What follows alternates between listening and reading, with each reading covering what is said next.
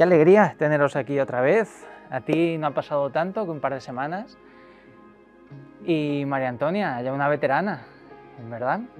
¿Cuándo fue? ¿En 2018, 2019 fue cuando hicimos la entrevista aquella del proyecto de innovación de Pradolongo, creo que era?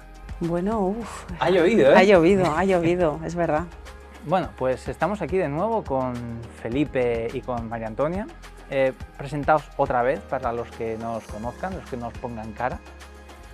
Pues yo soy María Antonia Fernández Nieto, soy profesora de arquitectura de los últimos cursos de quinto y fin de grado y doy clase de proyectos.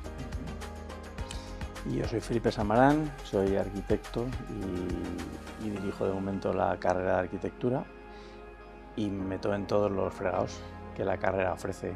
Unos me meto y otros me los invento. ¿Verdad? Los que no hay ya te los inventas. Bueno, pues hoy nos hemos reunido aquí para hablar del proyecto de innovación, el viaje iniciático, ¿no? Si mal no recuerdo ese apellido. Contadme todo lo que queráis contar, todo lo que os resulte curioso de este proyecto, contádmelo. Vamos a hacer como si yo no me lo hubiese leído, no es como si prácticamente me lo supiese de memoria, y contádmelo como si se lo estuvieses explicando a alguien que no se lo ha leído jamás este proyecto. ¿Quién empieza? Bueno, el viaje iniciático es una iniciativa de la carrera para crear comunidades del primer minuto. Nosotros nos tomamos muy en serio el que de verdad somos comunidad de buscadores y demás, y creemos que hay una parte muy bonita en que los alumnos tengan hermanos mayores con los que compartir experiencia. Y el viaje en arquitectura es una de las cosas que probablemente es más educativa, porque te enfrenta con la arquitectura allí donde está ocurre.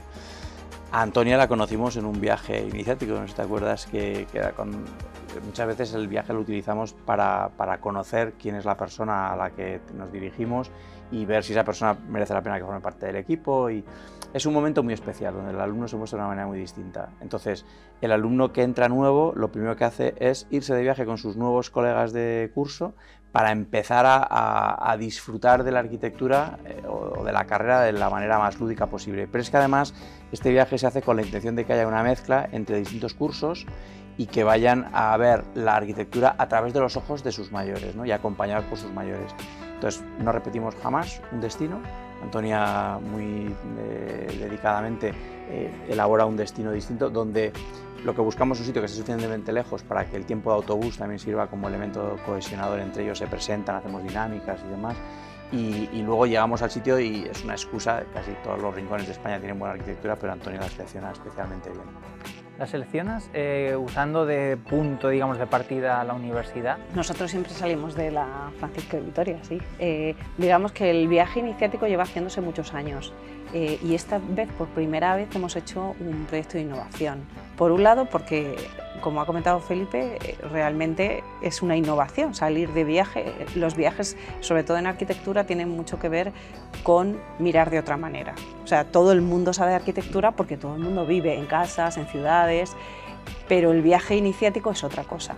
Es no ir con tus familiares, con tus padres, sino ir con tus iguales, que nos ayuda a generar comunidad inmediatamente en la clase de primero, con tus mayores, tus alumnos que están por encima, y con tus profesores. Entonces, este año lo que hemos hecho, que yo creo que es como el cambio que puede darnos resultados, es, por un lado hacemos comunidad enseguida, pero por otro lado les pedimos a los alumnos que ellos investiguen determinadas obras o determinadas ciudades. Ellos lo van a hacer desde el punto de vista pues, teórico, con internet, con libros, y luego ellos tienen que contarle a sus compañeros los edificios. ¿Qué pasa? Que en una parte ellos han hecho esa investigación previa, pero claro, cuando están allí, lo viven personalmente, es una experiencia y además comparten esa experiencia con alumnos mayores, con sus iguales y con los profesores, ahí se produce un aprendizaje totalmente diferente. Lo organizan los grupos.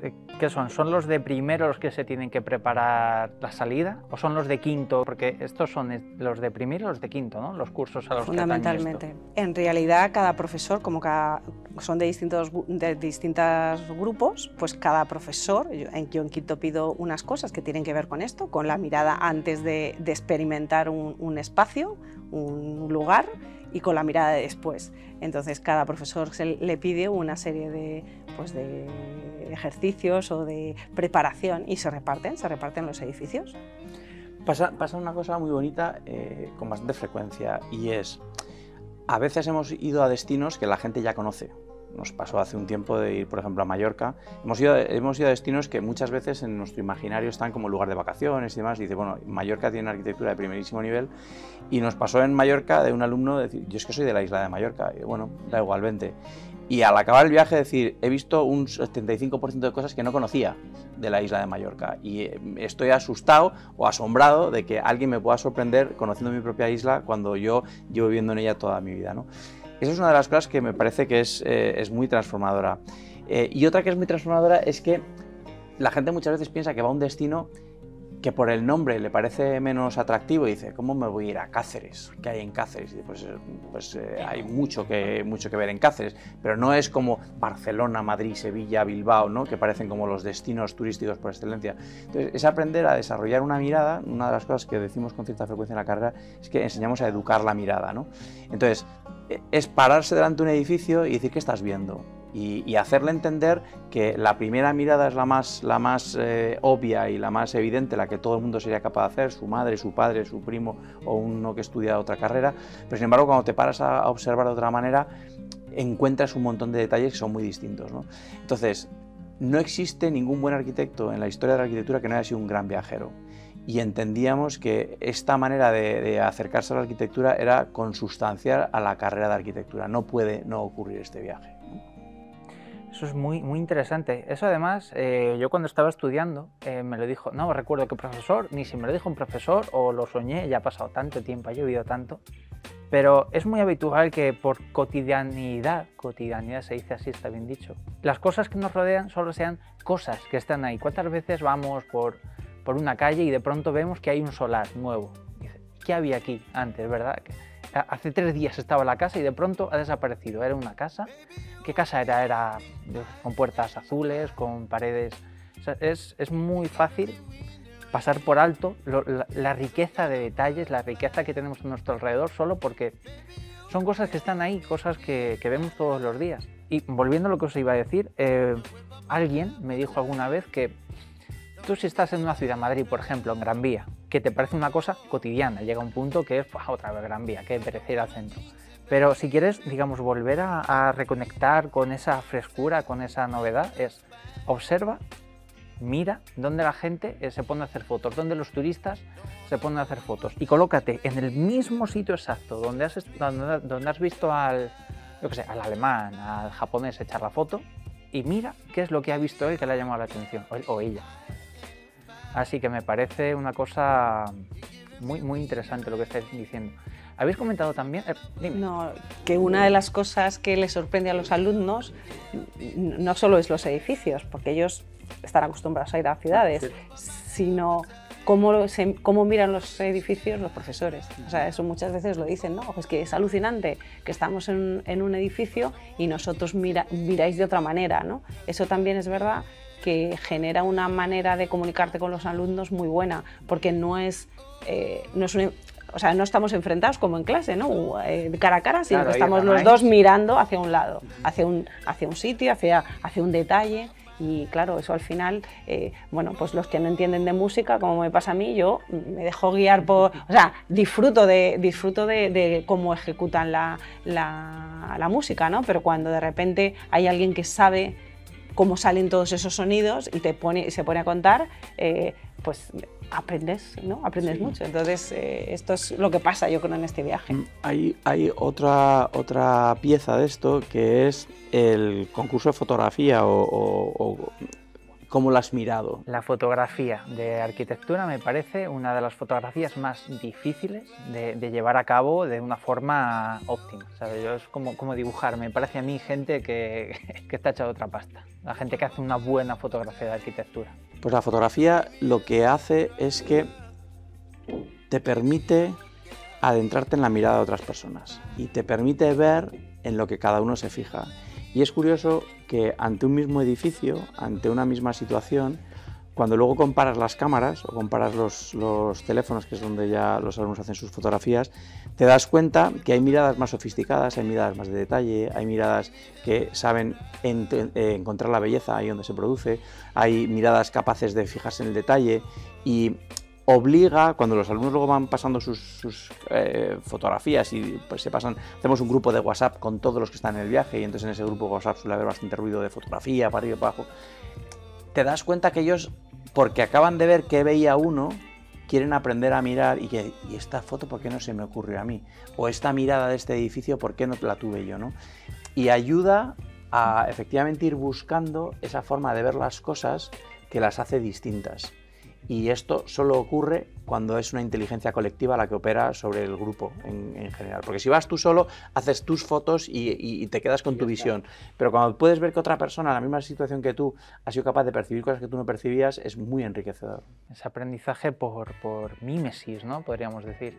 Por comunidad de aprendizaje, en el fondo. Y luego también esto lo que nos hace es, digamos que cuando ellos ven las obras de arquitectura van a plataformas, pero en realidad esas imágenes casi siempre son de un mismo fotógrafo mostrando una obra, son muy unitarias, muy uniformes, siempre ves lo mismo. Cuando ellos fotografían lo que les interesa, hay mucha más pluralidad. Es pasar de una cosa casi genérica, podríamos decir, a algo más personal. Y que denota más los intereses de los alumnos, y eso nos ayuda mucho a los profesores.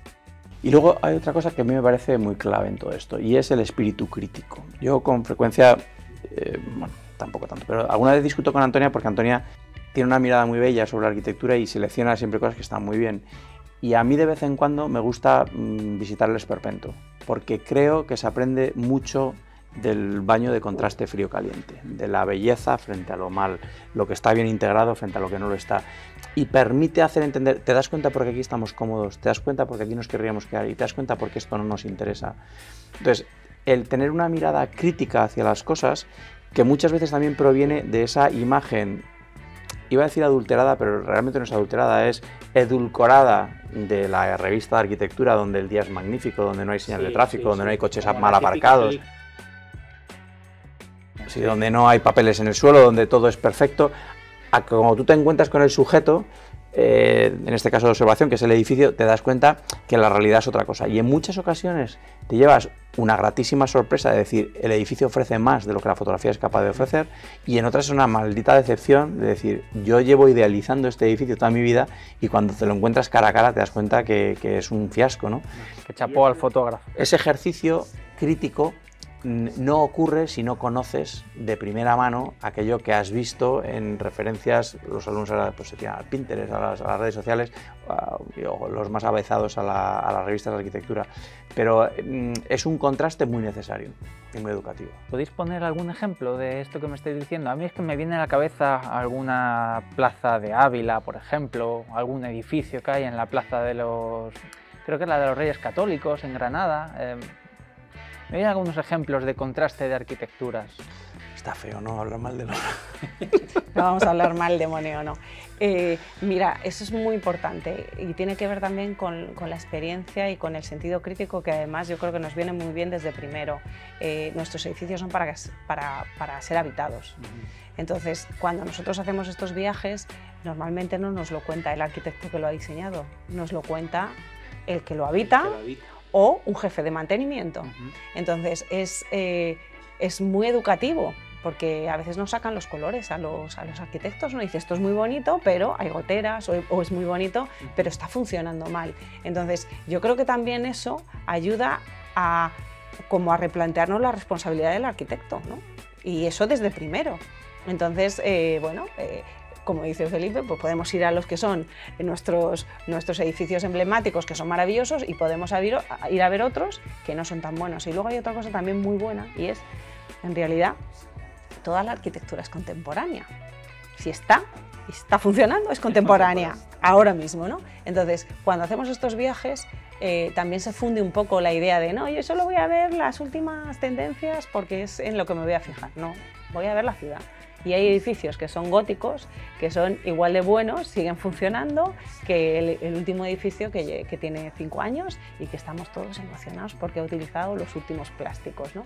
Entonces, eso yo creo que también es muy educativo, porque se aprende todo tipo de arquitectura y también nos permite pues, que entren profesores de historia, que entren profesores de humanidades, ¿no? No tienen por qué estar a la última en arquitectura, claro, pero todo el mundo puede hablar de ciudades y todo el mundo puede hablar de edificios y de formas de habitarlos.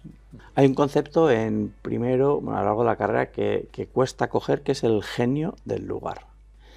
El genio del lugar. El genio del lugar es aquello que hace un lugar único e irrepetible y que ofrece oportunidades que otro sitio no ofrece. 2 manzanas más allá, una ciudad más acá, otra hora del día. Cuando nosotros vemos la arquitectura descontextualizada, reflejada en fotografía o reflejada en un artículo, es como si hicieran un enorme paréntesis alrededor de ella y te la sacaran empaquetada para tu degustación. Sin embargo, cuando tú llegas a la arquitectura y entiendes lo que la rodea, entiendes cómo llegas a ella, cómo se relaciona con los edificios que tiene delante, detrás, el ruido que tiene, la vida que propicia, todas esas cosas que de alguna manera lo hacen especial, permite a los alumnos entender que la arquitectura es buena cuando sabe integrarse en el espacio urbano, natural, que la acoge, ¿no? Y eso, si no es en el viaje, es imposible de capturar, ¿no? Con mucha frecuencia yo les invito a los alumnos a que hagan un recorrido fotográfico de cómo se llega cuando vas a obras emblemáticas. Ahora me pasaba, por ejemplo, acabamos de estar con ellos en la Acrópolis y decir, oye, la fotografía interesante es desde abajo. Es decir, cómo te vas acercando y cómo empieza a emerger entre los olivos, cómo cada vez va emergiendo un poco más, cómo de repente solo ves capiteles, luego aparece la Atenea Niké, cómo de repente los propíleos te recogen, y ese recorrido es imposible narrarlo si no estás ahí. Y luego hay una cosa que nos ha pasado que a mí me parece bonita y es la mirada diferente porque tenemos alumnos de México. ¿De México? Hola, qué internacional. De repente llegan alumnos internacionales por el tema del genius loci, ¿no? Y del genio del lugar y del entorno, que no solo es la propia ciudad, sino el paisaje y los recorridos. Nosotros vamos en autobús, entonces cuando tenemos mexicanos que no saben lo que es una encina o que tienen determinados paisajes que para ellos son novedosos, también nos hacen como fijarnos en eso, ¿no? En cómo va cambiando el entorno de la propia ciudad y cómo la ciudad, en cierto modo, digamos, responde al entorno, ¿no? A la geografía, al clima, todo está interconectado, ¿no? Entonces al final, bueno, pues es un viaje muy rico y además es que es 24 horas, bueno, 24 horas, no 12, pero bueno, la noche también. Esa parte es importante porque igual que nosotros le pedimos un esfuerzo a los alumnos de concentración sobre lo académico, los alumnos no vendrían a los viajes si no hubiera juerga, directamente. Entonces, en esa parte el esfuerzo es para nosotros, porque en el último, sin ir más lejos, oye, venimos a la discoteca, tenéis que venir, que nos va... y mira, es que no me apetece nada ir a una discoteca. Sí, porque... Y de alguna manera el que te vean allí, que para mí supone un esfuerzo, que no me apetece nada, produce un acercamiento inesperado. Una humanización del profesor. Ayuda a que luego el contacto en la clase sea mucho más interesante y que te miren con otros ojos. Entonces, esa creación de comunidad también vertical con el profesor es muy interesante y a mí en muchas ocasiones me saca de mi zona de confort. Los primeros años yo era muy observador de que no bebieran, de que no llegaran tarde, porque luego están derrotados el resto del día y esto... Pero he llegado a la conclusión de que es inevitable e incluso hasta es deseable que pase, porque en esos tiempos de noche ocurren entre ellos unas interacciones que la ciudad, por muy apasionante que sea, no ofrece. Y entonces es complementario y necesariamente complementario. Me habéis dicho que nunca repetís ciudad. ¿Os da tiempo en cada viaje sacar toda la chicha a cada sitio? Porque Toledo yo no me imagino que en un par de días... No nos da tiempo. Y de hecho podríamos repetir destino, seguro. Se ha producido una curva de aprendizaje en nosotros. porque al principio los viajes eran muy intensos y eran viajes tipo japonés, de llego aquí y veo 18 cosas. Y yo creo que con el tiempo lo hemos ido madurando, hemos ido viendo que a lo mejor en vez de ver 18 es mejor ver 4 bien que 18 a la carrera. Uno tiene la sensación con 18 a la carrera que ha puesto más tics, de visto y no me lo he dejado, pero yo creo que el gustar de las cosas con tiempo para beber de ellas sin saturar es muy necesario. Entonces, no hemos repetido pues porque nos divierte más no repetir, pero perfectamente, efectivamente podríamos estar haciendo Valencia 5 veces seguidas y no la agotaríamos. Lo que pasa es que bueno, pues nos vamos moviendo por la geografía casi por interés cultural, ¿no? También nos vamos haciendo mayores. Esto, lo de repetir un libro, pues cuando tienes 20 años es absurdo repetir libros. A lo mejor ya cuando tienes una edad dices, oye, ¿por qué no volvemos a Cáceres o por qué no volvemos a Barcelona, ¿no? Que lo vimos pero hace tiempo. También las ciudades cambian. En 10 años vamos, que nuestros viajes ya llevamos muchos años, ¿no? Pueden haber cambiado mucho las ciudades en este tiempo. Claro, bueno, también es cierto que cuando quedan tantas cosas por ver, es en cierto modo, ¿vale?, con muchas comillas, una tontería, ciertas comillas, el volver a algo que ya has visto, ¿no? Pero... Bueno, hay una parte que coordina muy bien Antonia, que es muy nutritiva, y es que, aunque dice que no te lo enseñan los arquitectos, en muchos sitios sí nos enseñan la obra a sus arquitectos, ¿no? Y esto hace muy singular la visita, porque el que tenía una cierta intención sobre lo hecho construido te la cuenta. Y te permite a ti verificar si esa intención realmente ha tenido aterrizaje en una consecuencia construida o si se ha quedado en una mera propaganda intelectual, ¿no?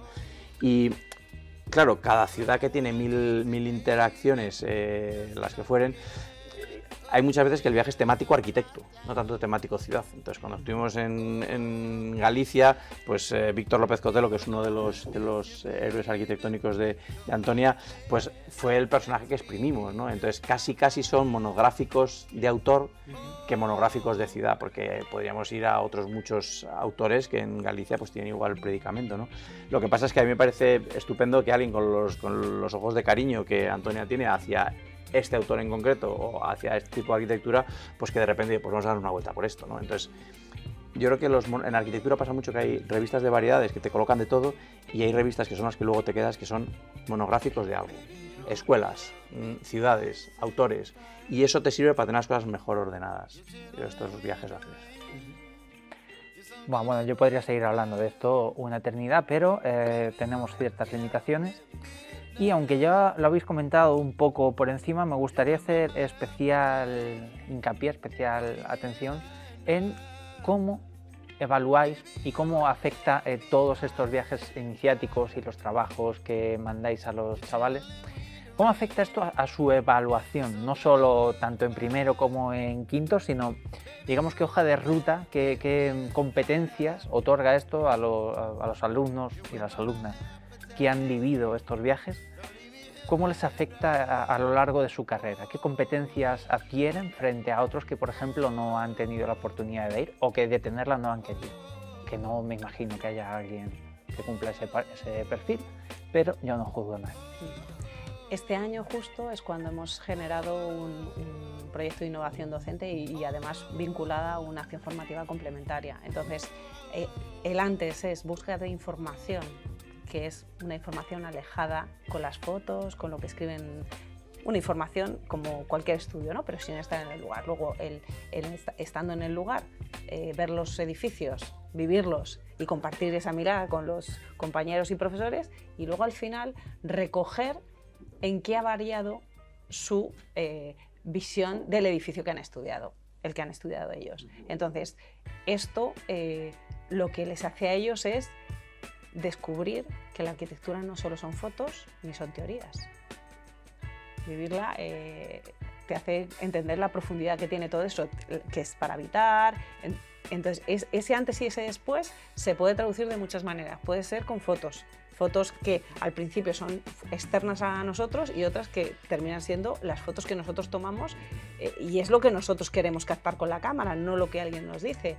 En otros casos puede ser simplemente un comentario de, oye, después de visitarlo no solo tú, sino tú con tus compañeros de primero y con tus compañeros de primero, que son tus compañeros de vocación, con tus compañeros de vocación más mayores y tus profesores, ¿cómo ha cambiado tu mirada respecto a lo que es? A través de verla desde esa comunidad. Una vez que alguien es capaz de tener ese cambio, no proyecta ni estudia arquitectura de la misma manera. Esto va destinado fundamentalmente, aunque luego dejamos que se sumen el resto de cursos, primero y quinto, ¿no? Y en primero trabajamos mucho sobre la pregunta y trabajamos sobre qué te preguntas cuando alguien te hace un encargo o qué te preguntas cuando valoras la arquitectura, cuáles son las cosas que miras que te sirven como fiel de la balanza para saber si esto está hacia la buena arquitectura o hacia la mala arquitectura. Y con ellos trabajamos mucho después de haber visto esto, qué preguntas te quedas. Porque muchas de ellas no tienen respuesta o tienen infinitas respuestas, no hay la respuesta correcta, sino que es, bueno, pues después de mi recorrido yo creo que esta solución aquí está muy bien, puede haber sido otra cualquiera, pero esta está bastante bien, o esta no es acertada por esto, o está parcialmente acertada y parcialmente desacertada. Entonces trabajar con la pregunta creo que es muy interesante. Y en la parte de quinto ofrece, el proyecto fin de carrera, tiene un trabajo de investigación previo antes de hacer el proyecto y vuelve otra vez sobre lo mismo, y es sobre qué querrías investigar, sobre qué querrías que tu proyecto haga un avance y qué te estás cuestionando, porque lo que se le da es una zona de territorio y dice, y aquí plantea lo que este territorio esté demandando, ¿no? Entonces el ir a visitar los lugares permite entrar en contacto con temáticas que son parecidas, ¿no? A veces me da igual que sea un mercado o que sea arquitectura de costa o que sea, van saliendo distintos temas. Entonces creo que esto ata bien con lo que luego las asignaturas te van a estar demandando, ya sea el fin de carrera o ya sea la introducción a los conceptos arquitectónicos, que son las dos asignaturas de principio y fin de la carrera, ¿no? Y creo que hace un nudo muy bonito entre ellas dos. Y luego en un mundo tan instantáneo y con tantas referencias, pero todas a través de las redes sociales, cuando tenemos la suerte de estar en un sitio donde hay arquitectos que han trabajado en un lugar concreto, que nos pasó en Cataluña, en Olot, la experiencia que ellos reciben de esos arquitectos hace que su referencia no sea una imagen ni algo que te bombardea, sino una experiencia global de una forma de hacer arquitectura de unos arquitectos. Eso es... de algo vivo, ¿no? Eso es. O sea, es un poco... de repente encuentras un maestro, no encuentras unas imágenes, sino encuentras una forma de hacer arquitectura, una forma de adaptarte al territorio, una zona de trabajar con la preexistencia, que es de unos arquitectos concretos. Eso marca mucho, sobre todo a los de quinto, porque si no, hay tanta información que ¿con cuál te quedas? Porque claro, los de primero es como que vienen a ver a dónde van a llegar, y los de quinto ya han adquirido todo ese conocimiento, ya han dado todo el camino y se dan cuenta, comentábamos antes lo de volver a un lugar, ¿no? Pero si vuelves al lugar, al fin y al cabo, el lugar ha cambiado, pero tú también has cambiado. Y creo que los de quinto, según me estáis contando, es como esa, digamos, reevaluación de estar al filo del TFG, al filo de terminar la carrera. Echar la vista atrás y mirar todo lo que has avanzado y poder contemplar todo lo que te aguarda adelante con esa perspectiva que ya te ha dado esos 5 años de experiencia, ¿no? ¿Van por ahí los tiros? Claro, y miran de manera diferente, porque los de quinto están viendo los detalles constructivos, están viendo los materiales, y eso lo comentan con los compañeros de primero. Claro, los de primero todavía están a otras cosas, ¿no? A la pregunta grande, pero lo otro es como... eso es lo que me espera, ¿no? A mí me hace gracia que los alumnos de primero ven a sus hermanos mayores muy mayores y nosotros no les vemos gran diferencia entre unos y otros, pero qué barbaridad, es que estos cuántos saben. Y a mí me hace mucha ilusión y me hace mucha gracia ver esa admiración que tienen los de primero con los de quinto y que de alguna manera ven en ellos reflejados el final de su trayecto. Me parece una belleza, pero yo realmente los veo y digo, si no estáis tan distantes, ¿no? Bueno, y hay otra cosa bonita, y es que de repente, claro, nosotros somos arquitectos y muchas de las obras no las conocemos. Entonces, de repente ven a los profesores igual de preocupados que ellos por, oye, ¿cómo ha hecho esto? ¿Esto cómo será? Entonces, igual de preocupados y sorprendidos. Exactamente, o sea, es muy educativo ver aprender a un profesor, muy educativo para mí. Y con los compañeros, ¿no? Que al final para nosotros esto es, bueno, pues muy... o sea, que lo hacemos por nosotros también, por aprender.